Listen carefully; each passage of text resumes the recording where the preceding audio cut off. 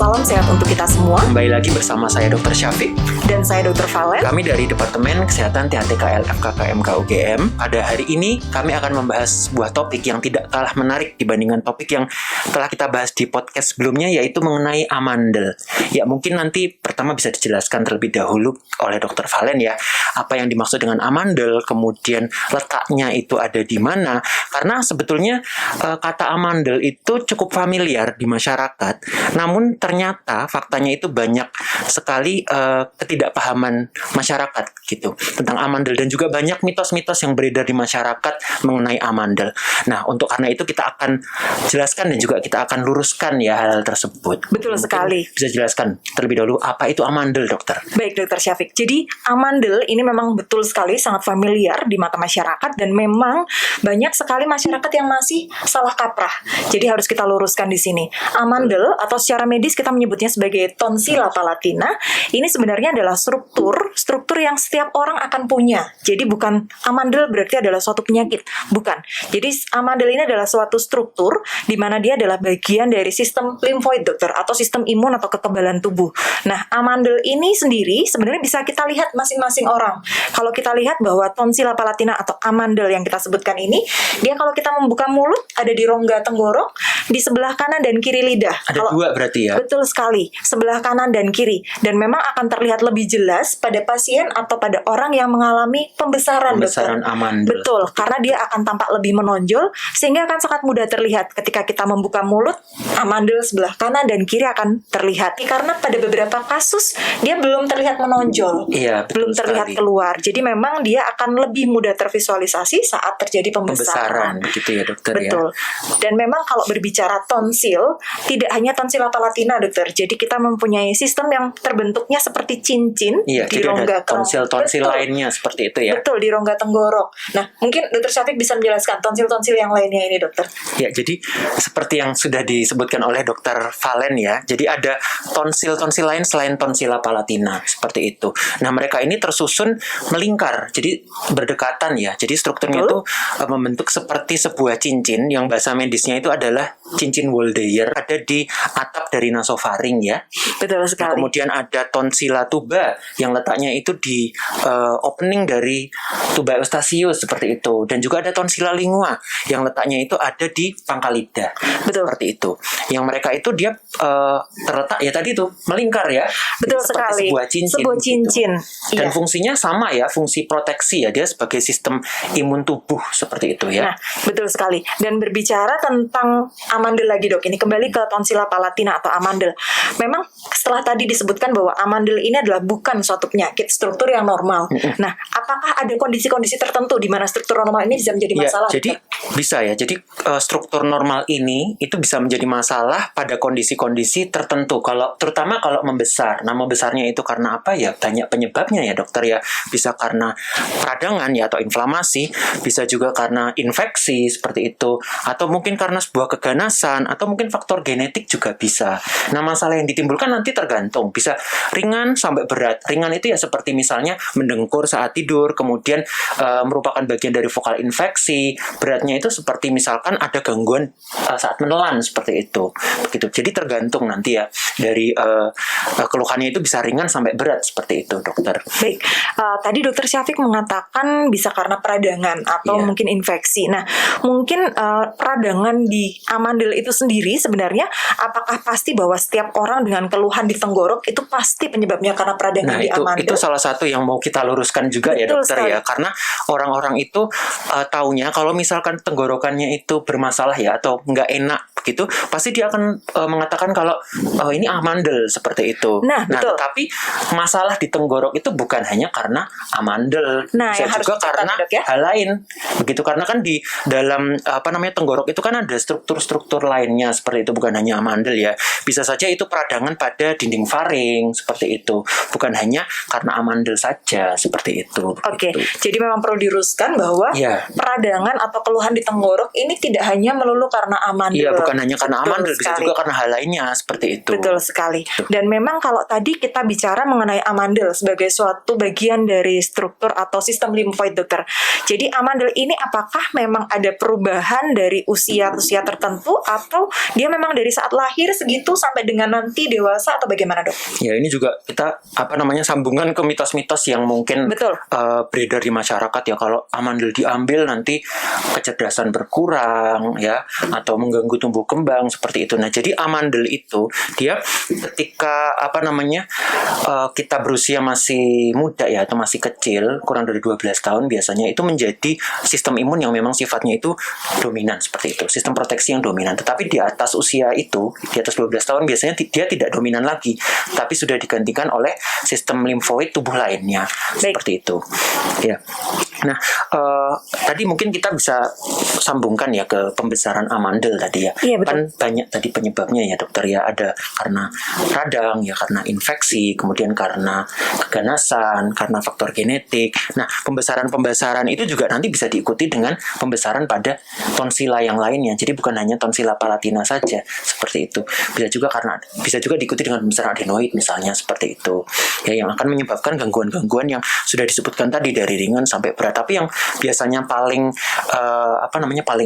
sering ya, itu ada gangguan di jalan napasnya. Seperti kalau membesar ya, ada gangguan di jalan napasnya, kemudian gangguan resonansi suara, kemudian gangguan menelan ya, atau obstruksi di jalan napas seperti itu. Betul sekali, dok. Dan memang banyak sekali kalau di masyarakat ini stigma-stigma yang harus Iya, kita luruskan betul ya, dok. sekali. Salah satunya tadi dokter Syafiq sudah sebutkan bahwa kalau amandelnya diambil kemudian dia kecerdasan akan menurun. Padahal sebenarnya tidak ada hubungannya dengan kecerdasan. Tergantung bagaimana kita menjelaskan atau memberikan edukasi kepada pasien yang akan kita lakukan tindakan. Dan memang stigma ini cukup banyak yang beredar, Betul, dokter. betul. Bahwa satu amandel ini tidak boleh diambil. Pokoknya dia harus dipertahankan bagaimanapun Iya. kondisinya. Kemudian kadang-kadang juga dengan usia-usia tertentu masyarakat ini cenderung pokoknya anak saya jangan dioperasi. Iya, betul. Nah, amandel ini harus ada sampai dia tua. Ada juga yang memang nanti setelah diambil kualitas hidup jadi menurun, kecerdasan kecerdasannya menurun, betul sekali. seperti itu, tumbuh kembangnya terganggu, pertahanan tubuhnya menurun. Sebetulnya itu kan suatu hal yang salah ya. Sekarang kita berbicara mengenai pengambilan amandel ya, atau operasi amandel seperti itu. Nah, kapan sih sebetulnya amandel itu bisa diambil ya? Karena kita menghubungkan lagi dengan tadi mitos-mitos dan juga atau stigma yang beredar di masyarakat kalau amandel itu sebetulnya tidak boleh diambil kayak gitu. Atau mungkin ada juga yang beredar bisa diambil tapi jangan terlalu muda usianya seperti itu. Nah, itu bagaimana ya kira-kira? Nah, jadi masyarakat mungkin perlu tahu, dokter ya. Jadi banyak yang harus kita luruskan di sini bahwa usia itu bukan menjadi patokan, dokter, bukan menjadi standar atau dasar kita untuk mengambil keputusan apakah amandel ini perlu diambil atau tidak. Tapi kondisi yang ada pada pasien itu sendiri yang menyebabkan amandel itu harus diambil. Kalau kita bisa bicara di sini mengenai operasi, kita bicara mengenai indikasi. Jadi ada yang sifatnya absolut, istilahnya adalah bahwa kita tidak perlu melihat kondisi usia atau kondisi yang lain. Bila sudah ada keluhan, misalnya nomor satu adalah gangguan di nafas, dokter. Jadi misalnya ada obstruksi atau pembesaran amandel ini menyebabkan sumbatan di jalan nafas, harus segera diambil. betul sekali. Ya. Secara otomatis meskipun misalnya usia masih 1-2 tahun, dia harus segera diambil. Kemudian bila dia sudah ada gangguan kualitas hidup yang bermakna, misalnya karena pembesaran amandel menyebabkan pasien tidak bisa sama sekali menelan makanan, minuman, itu juga mengindikasikan bahwa amandel harus segera diambil. Tapi perlu diingat juga ada kondisi relatif, dokter, yang istilahnya masih bisa kita dipertimbangkan ya. Mungkin seperti apa, dokter, untuk kondisi-kondisi ini, dok? Ya, misalkan contohnya kalau terjadi peradangan yang berulang seperti itu ya, peradangan berulang setahun bisa sampai 4 kali seperti itu, sudah diobati dengan obat oral seperti itu tapi tidak membaik. Nah, itu bisa dipertimbangkan untuk diambil. Nah, kemudian kita juga ada sering banget di masyarakat itu mengatakan kalau misalkan diambil akan mengganggu sistem proteksi tubuh, akan mengganggu sistem imun. Nah, itu juga salah ya. Betul sekali. Apalagi kalau misalkan seseorang sudah berusia dewasa ya, ketika amandelnya diambil, dia tidak akan mengganggu sistem imun tubuh karena akan dikompensasi dengan sistem imun yang lainnya seperti itu. Kan tadi kita sudah menjelaskan di awal ya, bahwa tonsil itu kan tidak cuma tonsila palatina yang kita kenal sebagai amandel, tapi ada juga tonsil-tonsil lain. Ada adenoid, kemudian ada tonsila tuba, lingua, dan juga ada kelenjar limfoid yang banyak gitu ya di bagian saluran napas atas seperti itu. Jadi tidak masalah ketika amandel itu diambil pada usia dewasa. Nah, kalau waktu usia masih anak-anak, nah itu bagaimana? Nah, sebetulnya juga nggak ada masalah ya.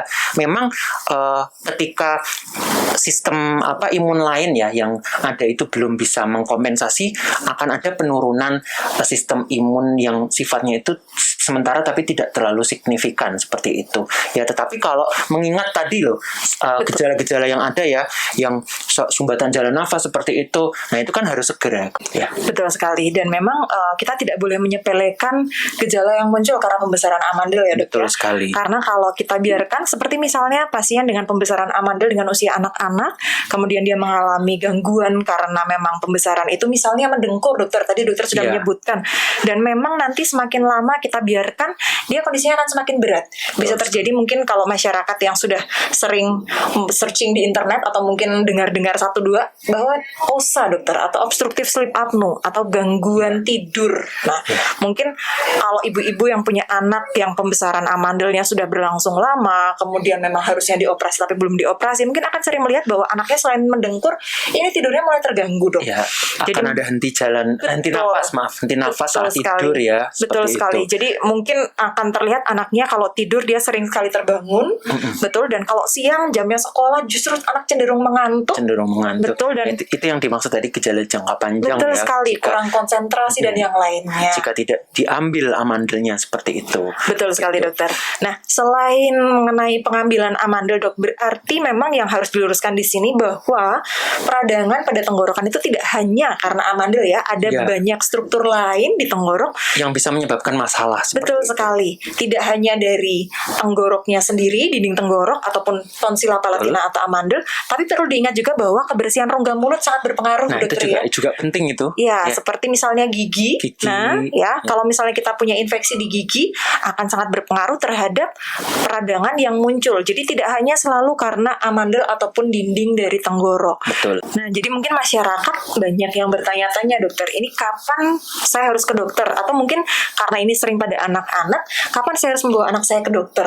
Nah, mungkin ini yang harus kita berikan informasi lebih jelas, dokter. Ya, jadi kapan sih kita harus ke dokter? Nah, itu jika yang pertama rasa tidak nyaman di tenggorok, itu kita bisa cek ke dokter ya, apakah betul amandel yang bermasalah ataukah ada masalah di struktur yang lainnya. Kemudian tadi itu hal-hal yang paling sering ya yang disebabkan oleh pembesaran amandel, yaitu gangguan pada jalan napasnya ya, yang menyebabkan mungkin tadi mendengkur dan lain sebagainya. Kemudian gangguan menelan seperti itu, gangguan resonansi suara, yaitu bisa kita periksakan ke dokter untuk tahu ini sebenarnya permasalahannya ada di mana, apakah di amandel ataukah di struktur lainnya seperti itu.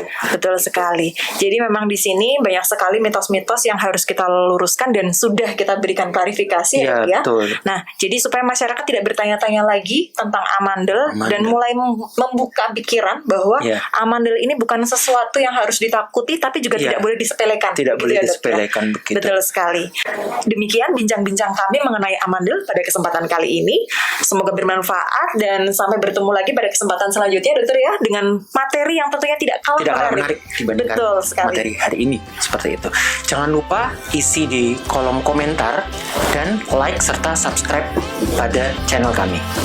Sekian dari kami, salam sehat dan wassalamualaikum warahmatullahi wabarakatuh.